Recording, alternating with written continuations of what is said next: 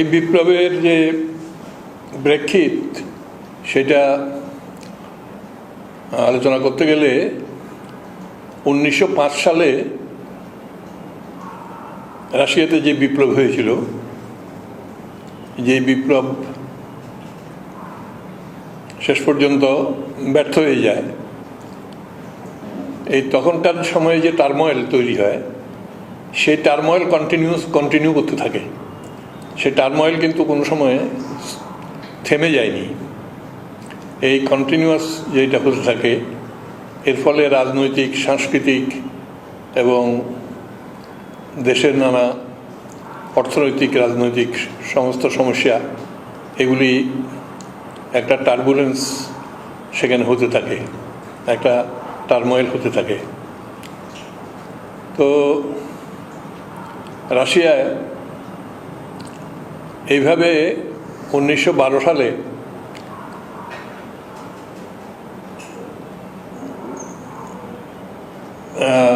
Social Democratic Party, RSDLP, Russian Social Democratic Labour Party, এই নামে যে পার্টিটি ছিল, সেই পার্টি দুই ভাগে বিভক্ত হয়ে যায়।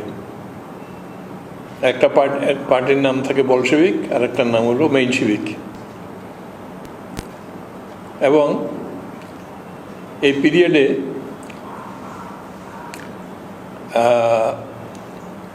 পার্টির অভ্যন্তরের যে কম্বিনেশন, সেখানে কিন্তু মেজরিটি মাইনরিটি, কিন্তু কখনো মাসের মধ্যে বলশেভিকদের প্রাধান্য থাকলেও মেনশেভিকদেরও যথেষ্ট প্রাধান্য ছিল। এবং মেনশেভিকরা ওই 5 সালের যে বিপ্লব, সেই বিপ্লবের সময়ে সাধারণ মানুষের এবং সৈন্যবাহিনী এবং কৃষক, শ্রমিক, তাদের এই তিন পক্ষের একসঙ্গে কম্বাইন্ড হয়ে সোভিয়েত ফরমেশন হয়। সোভিয়েত মানে হলো বিভিন্ন ধরনের গণ আন্দোলন, সামাজিক সমস্যা, সংকট, এগুলিকে নিয়ে আন্দোলন করার হাতিয়ার সোভিয়েত। এই সোভিয়েত ফরমেশন যখন হয়, এই সোভিয়েতটা কন্টিনিউ করতে থাকে বিভিন্ন প্রান্তে প্রান্তে। পিপলের একটা স্ট্রাগলের হাতিয়ার হিসাবে, স্ট্রাগলের উইপন হিসাবে এটা রাশিয়াতে মানে ব্যাপকভাবে বিস্তার হয়ে থাকে। এবং এটা একটা বিরাট পর্যায় পর্যন্ত এর মধ্যে কাডেটরা এবং সোশ্যালিস্ট রেভলিউশনারি এবং মেনশেভিক, এরা প্রত্যেকেই এর মধ্যে পার্টিসিপেট করে এবং সবাই এর সোভিয়েতকে কন্ট্রোল করত। তো রাশিয়ার যে ফেব্রুয়ারি বিপ্লব হয়, সেই ফেব্রুয়ারি বিপ্লবের আগে পর্যন্ত মেনশেভিকেরাই সোভিয়েতগুলিকে প্রাধান্য বিস্তার করে রেখেছিল, তাদেরই কন্ট্রোলে ছিল বেশি। বলশেভিকদের হাতে ছিল একটা যথেষ্ট পরিমাণে, কিন্তু যথেষ্ট সংখ্যায়, কিন্তু তারা পুরো সোভিয়েতগুলিকে পুরোপুরি কন্ট্রোল করতে পারেনি তখনও। ফলে তারা রাশিয়াতে যে ডুমা তৈরি হয়েছিল, পার্লামেন্ট, এই ফেব্রুয়ারি বিপ্লবের পরে, সেই পার্লামেন্টে তারা করত, মানে অংশগ্রহণ করত এবং ডুমাতে তারা মানে সংগ্রাম করতে শুরু করতো বিভিন্ন বিষয় নিয়ে। কিন্তু একটা পর্যায়ে এমন হয় যে মানে নানা ধরনের টার্ময়েল হতে থাকে, নানাভাবে প্রভাব বিস্তার এবং বিপ্লবী রাজনীতির প্রভাব বিস্তার, এগুলির সংগ্রাম চলতে থাকে। একটা পিরিয়ডে ধীরে ধীরে বলশেভিকেরা সোভিয়েতগুলির উপরে মানে প্রাধান্য বিস্তার করে। যখন করে, তখন তারা একটা স্লোগান তুলল, ডুমায় যে ছিল সেখানে যে তারা ক্ষমতা পরিচালনা করত, সেখান থেকে বেরিয়ে এসে সোভিয়েতের হাতে ক্ষমতা দেওয়ার জন্য বলল, অল পাওয়ার টু সোভিয়েত, এই স্লোগান তুলল। এই স্লোগান তোলার মধ্য দিয়ে তারা তখন এই মানে রাষ্ট্র ক্ষমতা আবার দখল করার মতো একটা অবস্থার মধ্যে এলো। ফেব্রুয়ারি বিপ্লবের কথা তো বলি। ফেব্রুয়ারি বিপ্লব হলো বুর্জুয়া গণতান্ত্রিক বিপ্লব। এই বিপ্লবটা তাদের মধ্যে দিয়ে মানে কারেন্সকি ক্ষমতায় আসে, তার মাধ্যমে এই ক্ষমতায় থাকাকালীন এটাকে বুর্জুয়া গণতান্ত্রিক বিপ্লব বলা হয়। কিন্তু বুর্জুয়া গণতান্ত্রিক বিপ্লবের যে প্রতিশ্রুত যেসব ছিল আপনার এই প্রতিশ্রুতিগুলি ছিল, কোনোটাই এরা পালন করে না। যুদ্ধ বন্ধ করা, শান্তি নিয়ে আসা, তারপরে জমি মানে এদের সাধারণ মানুষকে পিজানদেরকে জমি দেওয়া, তারপরে খাদ্য দেওয়া, এইসব নিয়ে যে বিষয়গুলি ছিল এইগুলি স্লোগান তুলে রাশিয়া বলশেভিক পার্টি এগুলিকে সামনে রেখে জনগণকে ধীরে ধীরে ধীরে ধীরে তাদের পক্ষে নিয়ে আসতে থাকে, ব্যাপকভাবে তাদের পক্ষে নিয়ে আসতে থাকে। এইভাবে ফেব্রুয়ারি বিপ্লবের মানে মধ্যে ওরা কাজ করতে থাকে। ফেব্রুয়ারি বিপ্লবটা যে বুর্জুয়া গণতান্ত্রিক বিপ্লব, এর ফলে একটা মৌলিক পরিবর্তন রাশিয়ার মানে রাজনীতিতে ঘটে গেল। সেই পরিবর্তনটা লেনিন এপ্রিল থিসিস নামে একটা বিখ্যাত থিসিস মানে সাবমিট করে। সেই থিসিসে তিনি দেখান যে যতক্ষণ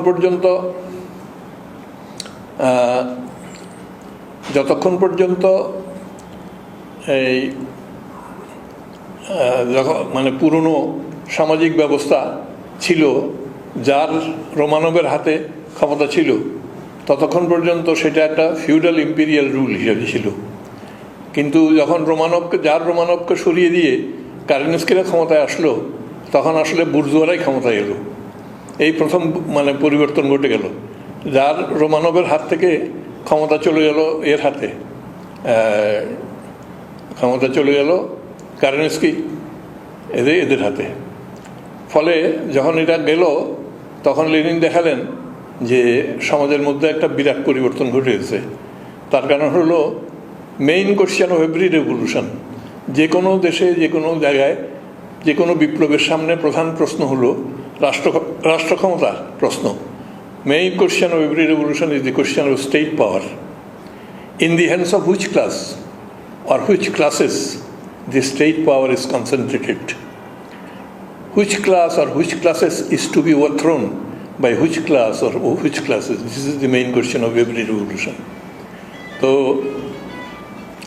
এইভাবে যে বিপ্লবী সংগ্রামটা ওখানে রচিত হয়, তার ফলে লেনিন দেখান যে বুর্জুয়ারা ক্ষমতা যাওয়ার ফলে এখন বুর্জুয়াদেরকে ক্ষমতা থেকে উচ্ছেদ করার যে বিপ্লব, সেই বিপ্লবের স্তরে চলে গেল রাশিয়ায়।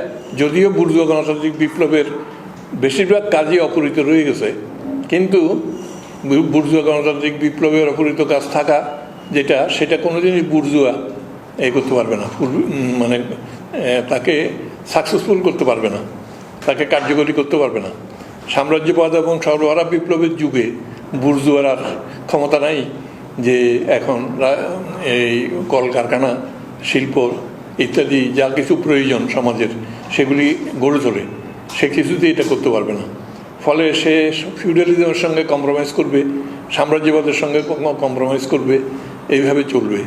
ফলে এইরকম একটা অবস্থায় রাশিয়ায় বুর্জুয়াদের হাত থেকে ক্ষমতা কেড়ে নিতে হবে, এই বিষয় স্লোগানকে সামনে রেখে আর শান্তি এবং জমি এবং খাদ্য, এইসব স্লোগানকে কেন্দ্র করে পিপলকে জড়ো করে লাখ লাখ মানুষের এই যুদ্ধের পরে যে ভয়াবহ অবস্থা হয়, দুর্ভিক্ষ অবস্থা চলতে থাকে, যে কষ্ট মানুষের উপরে এসেছিল যুদ্ধের মধ্য দিয়ে, যুদ্ধের সময়ে যে ভয়ঙ্কর কষ্টকর জীবন মানুষকে করতে হয়েছে, কষ্ট করতে হয়েছে, পুনরায় কোনো যুদ্ধ না লাগুক, এইটাই ছিল মানুষের জীবনের সবচেয়ে বড় আকাঙ্ক্ষা তখনকার সময়।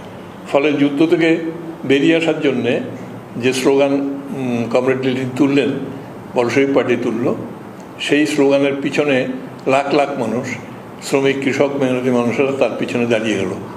এবং এইভাবে দাঁড়ানোর মধ্য দিয়ে এই রাশিয়ায় সমাজতান্ত্রিক বিপ্লবের কার্যকারিতা দাঁড়িয়ে গেল। ওই এতে 6ই নভেম্বর লেনিন ফিরে এলো। এর থেকে নির্বাসনে ছিল, বাইরে বেরিয়ে থাকতে হতো। তারপরে ওই পিরিয়ডের একটু আগে ওই একটা গোলাগুলি হয় এতে, এই পেট্রোগ্রাডে। সেই কারণের জন্য তিনি ফিনল্যান্ড চলে গেছিলেন। ফিনল্যান্ড থেকে ফিরে এসে 6 তারিখে 6ই নভেম্বর তখনকার সময় তিনি ডাকলেন যে সবাইকে ডাকেন, ডেকে বলেন যে ক্ষমতা দখল করতে হবে।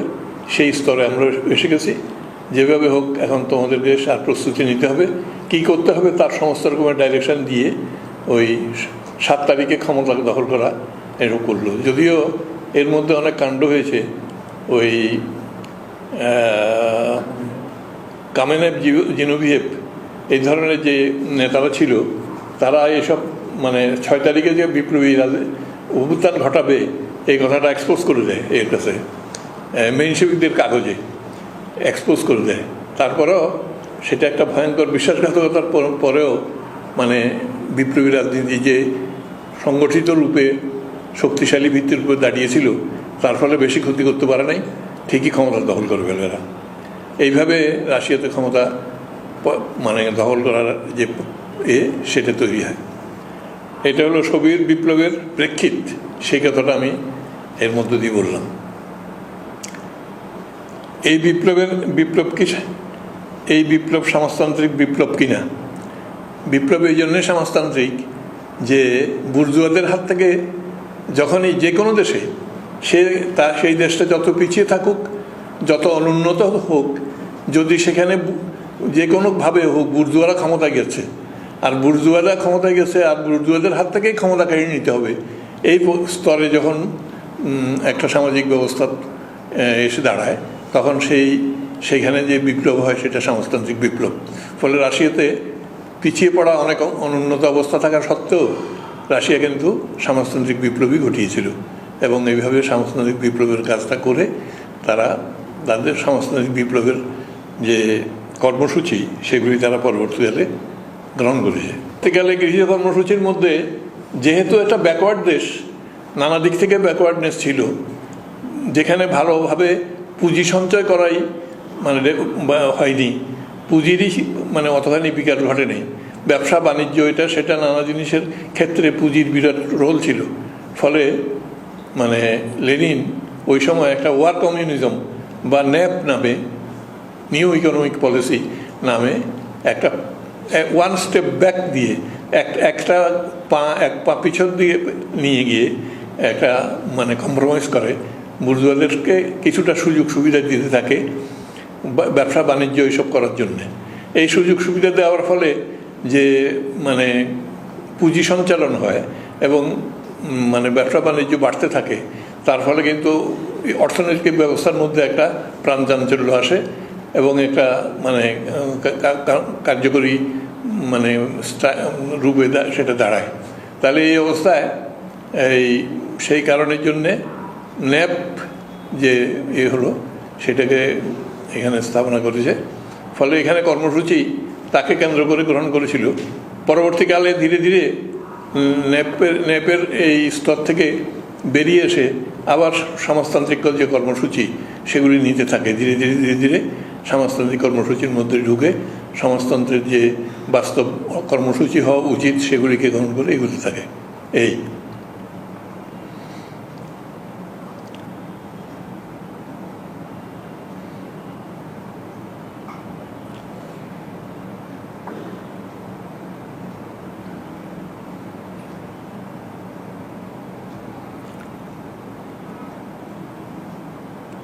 বিপর্যয়ের সমাজতন্ত্র বিপর্যয় এই অর্থেই বলা হচ্ছে সমাজতন্ত্র বিপর্যয়ের কারণগুলোর বিশ্লেষণ।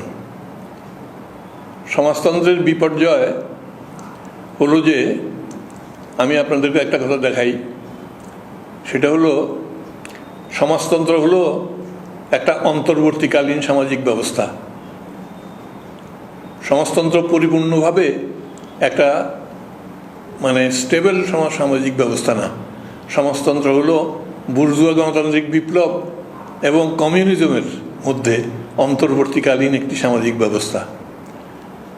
বুর্জুয়া মানে পুঁজিবাদী সমাজ ব্যবস্থা থেকে সম্পূর্ণ কমিউনিজমে যাওয়া, অর্থাৎ শ্রেণী শোষণের সামাজিক ব্যবস্থা থেকে সম্পূর্ণ শ্রেণীহীন সমাজে যাওয়া যে সংগ্রাম, সেই সংগ্রামের অন্তর্বর্তীকালীন অবস্থা হলো সমাজতান্ত্রিক ব্যবস্থা।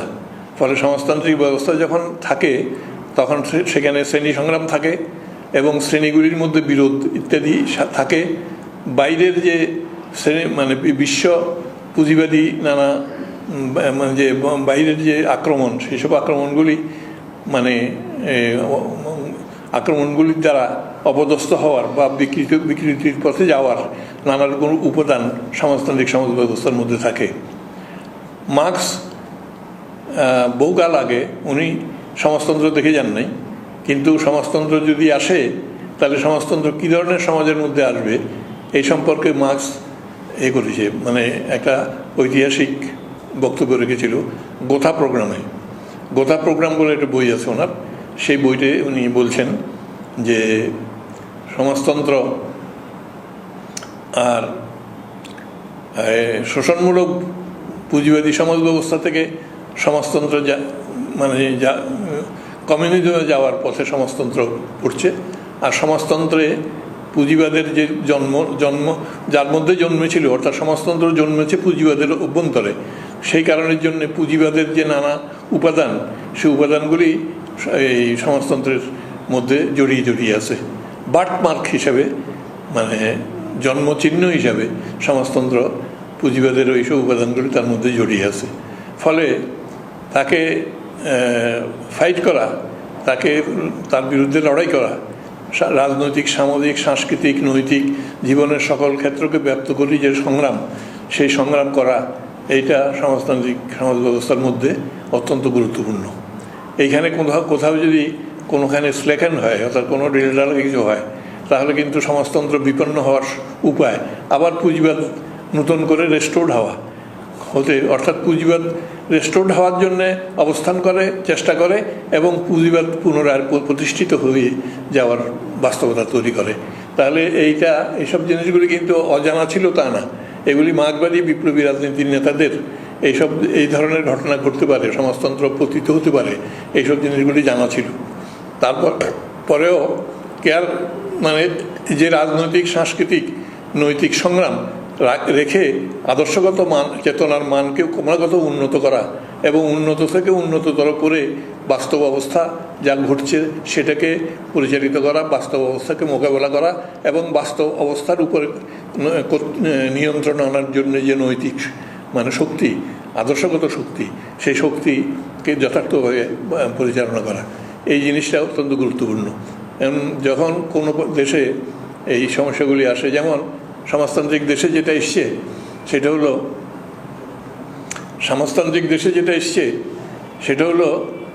যে সমাজতান্ত্রিক দেশে যেটা এসেছিল সেটা হলো যে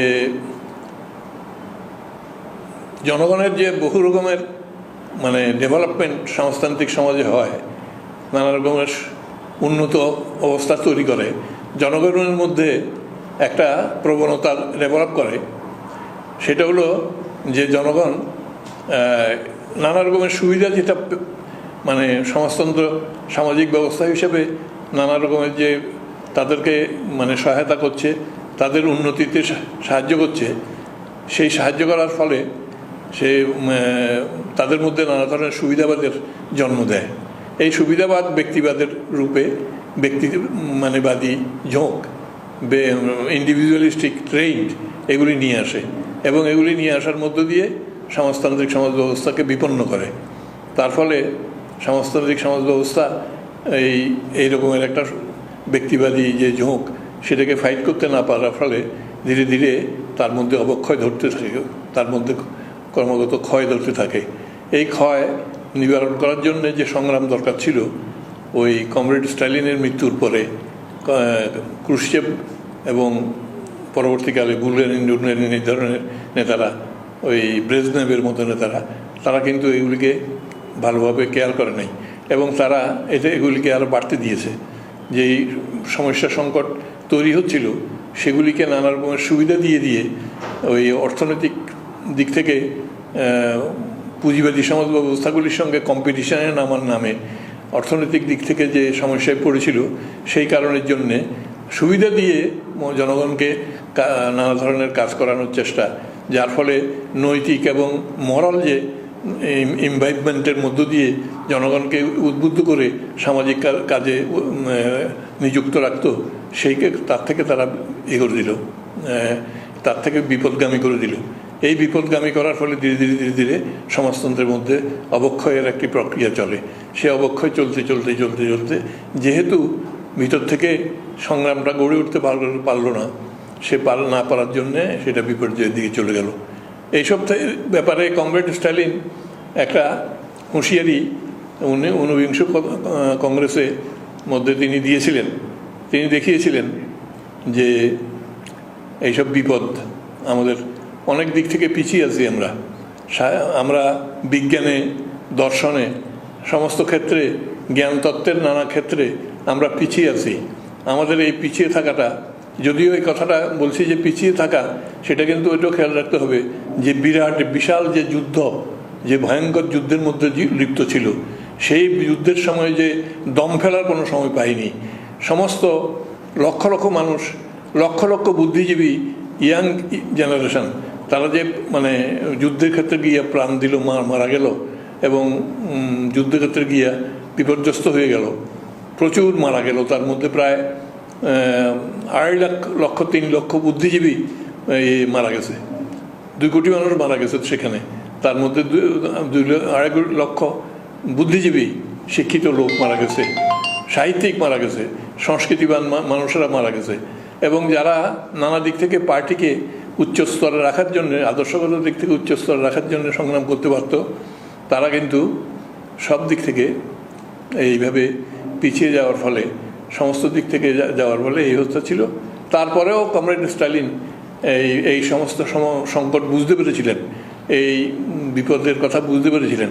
তিনি তখন ব্যক্তি সম্পত্তিজাত মানসিকতা থেকে নানা রকমের জটিলতা তৈরি হতে পারে, আসতে পারে, এইসব কথাগুলি পয়েন্ট আউট করে উনি একটা চেষ্টা করছিলেন কি করে এটা করা যায়, রিজলভ করা যায়।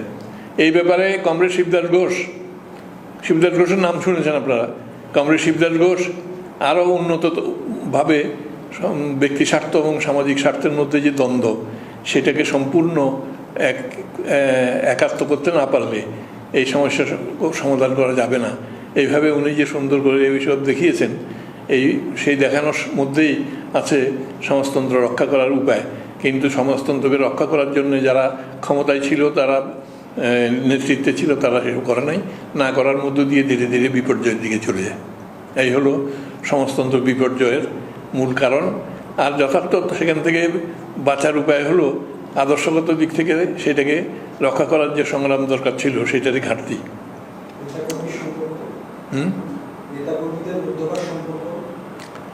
হ্যাঁ,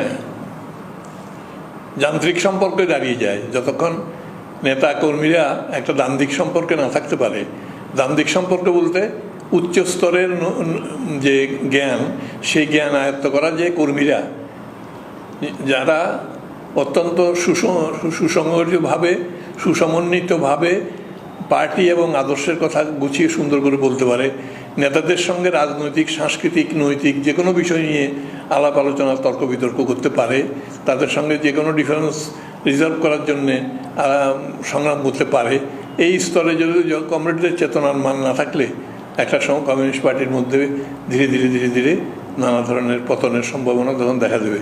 এই পতনগুলি এইভাবে এসেছিল, এইভাবে এই সংগ্রামরা চলেছে। এই হলো বিপর্যয়ের কারণ। স্টালিনের ভূমিকা ঊনবিংশ কংগ্রেসে মধ্যে আমরা স্টালিনের ভূমিকা দেখতে পাই যে স্টালিন বহু রকমভাবে চেষ্টা করেছে আবার এই অনুন্নত মানকে যাতে দূর করা যায়, যাতে ওই দর্শনে, বিজ্ঞানে, নানা ক্ষেত্রে যে পিছিয়ে গেল, সেই পিছিয়ে যাওয়া অবস্থা থেকে একটু উন্নত অবস্থা নেওয়া যায়, সেগুলির জন্য স্টালিন অনেক চেষ্টা করেছে, অনেক কথা বলেছে, পয়েন্ট আউট করেছে।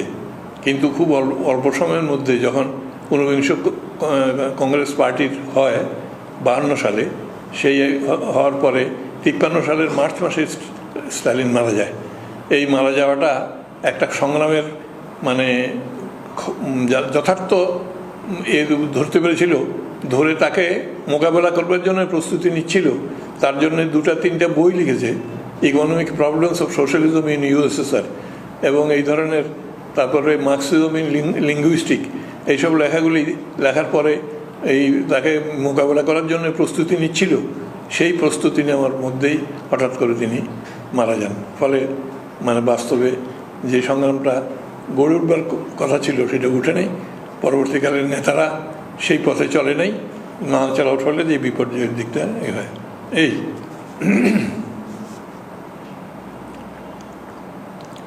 আজকের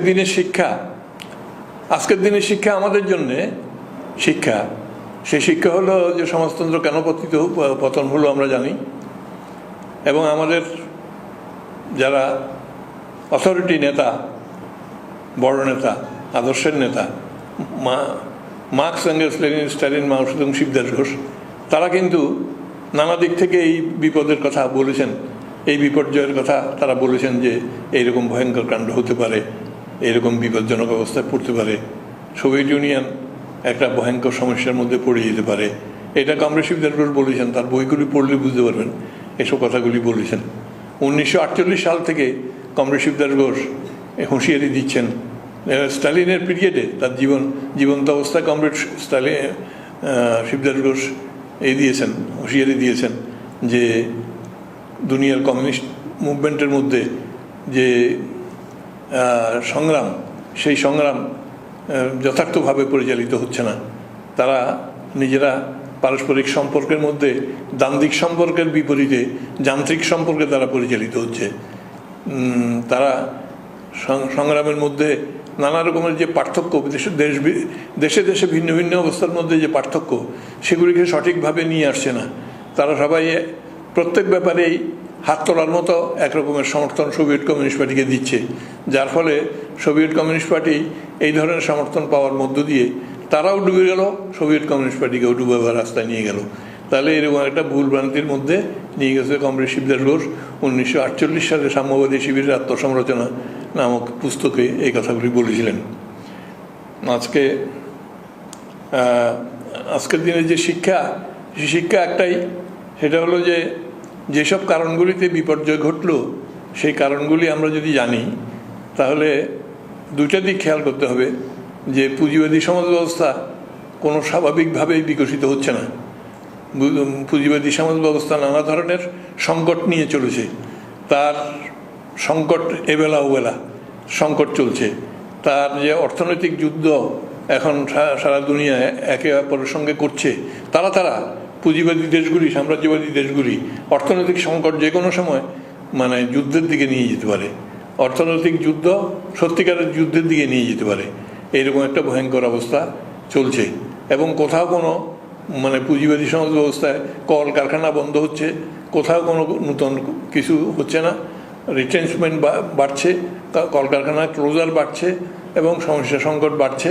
এইরকম একটা অবস্থার মধ্যে যখন আমরা আছি, তখন আমরা আবার এটাও মনে করি যে যদি আমরা আদর্শগত দিক থেকে যে বিপ্লবী পার্টি করি, সেই বিপ্লবী পার্টিকে আদর্শগত দিক থেকে এমন একটা মানে রাখতে পারি যে মানে নেতা কর্মীরা সবাই দ্বান্দ্বিক সম্পর্কের মধ্যে থাকবে, সচেতন সক্রিয়ভাবে রাজনৈতিক আন্দোলন করে মধ্যে অংশগ্রহণ করবে এবং সচেতন সক্রিয় এই আন্দোলন প্রক্রিয়ার মধ্যে থাকার মধ্য দিয়ে এই মানে বিপ্লবী রাজনীতি সঠিক পথে পরিচালিত করতে সাহায্য করবে। এবং বিপ্লবী রাজনীতি, আদর্শগত রাজনীতি, তাকে উচ্চস্তরে নিয়ে যাওয়ার জন্যে, তাকে যথার্থভাবে ধারণ করার জন্যে, তার যে বর্তমান অবস্থা তার থেকে ক্রমাগত উন্নত অবস্থার দিকে নিয়ে যাওয়ার জন্যে, অবস্থা পরিবর্তনের সঙ্গে সঙ্গে আদর্শেরও যে পরিবর্তন, উন্নত দিকে যেতে হয়, উন্নত জায়গাতে নিয়ে বিপ্লবী রাজনীতি গড়ে তুলতে পারবো এবং সঠিক পার্টি গড়ে তুলতে পারবো। তার সমস্ত উপাদান বিশ্ব পরিস্থিতিতে আছে এবং আমাদের দেশের পরিস্থিতিতে আছে। আমাদের দেশে কি ভয়ঙ্কর কাণ্ড চলছে, এইখানে একদলীয় শাসন, জবরদস্তির শাসন, নিপীড়ন, নির্যাতন, এইসবের মধ্যে আমাদের যে দম ফেলার কোনো সময় নেই। মানুষকে কোনো কিছুতেই দিচ্ছেন একটা ফ্যাসিস্ট রুল, গায়ের জোরে মানুষের উপর চাপিয়ে দিয়েছে। এই রকমের একটা সামাজিক ব্যবস্থার মধ্যে মানুষকে বাঁচতে যদি হয়, সমাজতন্ত্রের পথ ছাড়া কোনো পথ নেই। এই হলো আসল কথা। এরা দুনিয়ায়, এই জায়গায় বাংলাদেশে, সারা দুনিয়াতে এই সমস্যা। মায়ানমারে সাধারণ মানুষের জন্য এই সমস্যা, একই সমস্যা, একই সমস্যারই আউটকাম হিসাবে এই ভয়ঙ্কর ভয়ঙ্কর সমস্যাগুলি আমাদের উপরে একটার পর একটা দেখতে পাচ্ছি আমরা। ভারতেও একই সমস্যা, একই জবরদস্তি। এইখানে সামান্য জিনিস নিয়ে মানুষ হত্যা করছে, মানুষকে মারছে, খুন করছে। ফলে সমস্ত বিশ্বব্যাপী আজকে এরকমের একটা সমস্যা। তো ফলে এই সারা দুনিয়ায় যে মানে বাস্তব অবস্থা, সেই অবস্থাকে বুঝে সর্বহারা শ্রেণীর বিপ্লবী পার্টি গড়ে তোলার সংগ্রাম, সেটা যদি আমরা যথার্থ ন্যায় নীতি মূল্যবোধের উপরে যথার্থ দাঁড়াতে পারি, ঠিকভাবে গড়ে তুলতে পারি, তাহলে আমরা সামনে অতীতের যে ভুলগুলি, সেখান থেকে শিক্ষা নিয়ে বর্তমানে আমরা যে আমাদের কর্তব্য যথার্থ পালন করতে পারি। এক দেশের সমাজতন্ত্র বাস্তব কিনা, পার্মানেন্ট রেভলিউশন নামে মানে ধারাবাহিক বিপ্লব একটার পর একটা দেশে চলতে থাকবে, এইরকম করে ভিউ করেছিল, যেটা আসলে বাস্তব না, সত্য না, সঠিক না। যে কোনো একটা দেশে বিপ্লব করার পর বিপ্লব রক্ষা করা, সেটা যদি বাস্তব হয়, তাহলে সেটা মানে সেখানে এক দেশে বিপ্লব সম্ভব। তো 70 বছর ধরে মানে ছিল সমাজতান্ত্রিক সমাজ ব্যবস্থা ছিল সোভিয়েত ইউনিয়নে, তাহলে এতদিন থাকলো কী করে যদি এক দেশে সম্ভব না হতো? কেন পতন হলো সে কথাটা আমরা আলোচনা করলাম, কিন্তু তারপরেও সেই পতনের মূল কারণ কিন্তু এক দেশে সমাজতন্ত্র হতে পারে কি না সেই প্রশ্নের সঙ্গে রিলেটেড না। এই প্রশ্ন সম্পূর্ণ ভিন্ন।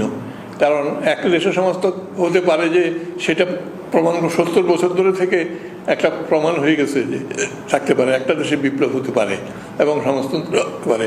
সমাজতন্ত্র যে পৃথিবীতে নতুন আবার ফিরে আসবে, সেটাও তো প্রমাণ আবার চাই। প্রমাণ এই জন্যে যে এসেছিল, তো এসে বেশ কিছুদিন মানুষের সমাজ ব্যবস্থার মধ্যে নানা রকমের আলোড়ন তৈরি করেছিল। তো মানুষের সমস্ত রকমের অধিকার থেকে মানুষকে বঞ্চিত করেছে যে সমাজ, সেখানে নতুন ধরনের অধিকার দিয়েছিল। তো সকল অধিকার, নারীর অধিকার এবং মানে সমস্ত বয়স্ক মানুষকে মানে দেওয়া, যত রকমের প্রয়োজন তাদের সহায়তা সাহায্য করা, এবং সমস্ত গরিব সাধারণ মানুষ তাদের স্বাস্থ্যের জন্য যত রকম ব্যবস্থা আছে সেগুলি দেখা, তাদের খাদ্যের ব্যবস্থা রাখা, তাদের স্বাস্থ্যের ব্যবস্থা রাখা, তাদের এবং সার্বজনীন শিক্ষা, সকল মানে যুবক যুবতীদেরকে শিক্ষিত হওয়ার জন্যে ফ্রি এডুকেশনের জন্যে বিজ্ঞানভিত্তিক শিক্ষা সেখানে দেওয়া হয়েছিল, যা দুনিয়ার সামনে একটা মডেল হিসেবে ছিল। তো তারপরে এইভাবে এই সামাজিক ব্যবস্থা এখানে এসেছিল। সেই সামাজিক ব্যবস্থা প্রমাণ করে যে সেইটা একটা বাস্তব এবং ঠিক, এবং এইভাবে মানুষকে সব রকমের অধিকার মানুষকে দিয়েছিল। কর্মের অধিকার, যে প্রত্যেক প্রাপ্তবয়স্ক মানুষ পাবে, কর্ম পাবে। কাজ না দেওয়াটা সরকারের একটা অপরাধ। গভর্নমেন্টের সাংবিধানিক রাইট এই কাজ পাওয়াটা, রাইট টু ওয়ার্ক। তারপরে আবার সেই দেখুন কত বড় একটা অধিকার দিয়েছিল, যারা জনগণের প্রতিনিধি, সেই প্রতিনিধিরা যারা ইলেক্টেড হতো, সেই ইলেক্টেড প্রতিনিধিদেরকে কল ব্যাক করে নিয়ে আসতে পারত। ওখানে রাজনৈতিক অধিকার দিয়েছিল যে তাদেরকে সেখান থেকে কল ব্যাক করে নিয়ে আসতে পারতো। কল ব্যাক করা মানে হলো যে কোনো প্রতিনিধি যদি যথার্থভাবে মানে তার যে নির্বাচক মণ্ডলী, তাদের অধিকার, তাদের যে প্রয়োজন, সেটাকে যথার্থভাবে মিট করতে না পারে, তাহলে তাকে কল ব্যাক করে অপসারণ করতে পারত। এত বড় অধিকার দিয়েছিল। দুনিয়ার কোনো পুঁজিবাদী দেশে এই অধিকারগুলি দেয়নি। এবং নানা দিক থেকে মানে মেয়েদেরকে যে অধিকারগুলি দিয়েছিল, সেগুলিও দুনিয়ার পুঁজিবাদী কোনো দেশে দিতে পারে নাই। বেকার সমস্যার সমাধান করে দেওয়া, সেটা দুনিয়ার কোনো পুঁজিবাদী দেশ পারে নাই। নারীর যত রকমের অত্যাচার নারীর উপরে হয় তার সমস্ত কিছুর অবসান ঘটিয়ে তাদেরকে ফ্রিডম এবং মানে স্বাধীনভাবে গ্রো করার যে রাস্তা করে দিয়েছিল, এইসব অধিকারগুলি কোনোটাই দিতে পারে নাই। ফলে এইভাবে বিপ্লবী রাজনীতি উন্নত থেকে উন্নতর জায়গায় যাওয়ার সম্ভাবনা আছে এবং সেটাকে নিয়েই আমাদেরকে এগোতে হবে। এক দেশে সমাজতন্ত্র এসছিল, বহুদিন ধরে ছিল, কিছু ভুলের জন্য সেটা নষ্ট হয়েছে। সেই ভুল থেকে মুক্ত হবে, শিক্ষা নিয়ে মুক্ত হয়ে আবার বিপ্লবী রাজনীতি নতুন করে দুনিয়ায় গড়ে উঠবে। এই কথা বলেই আমি বক্তব্য শেষ করছি।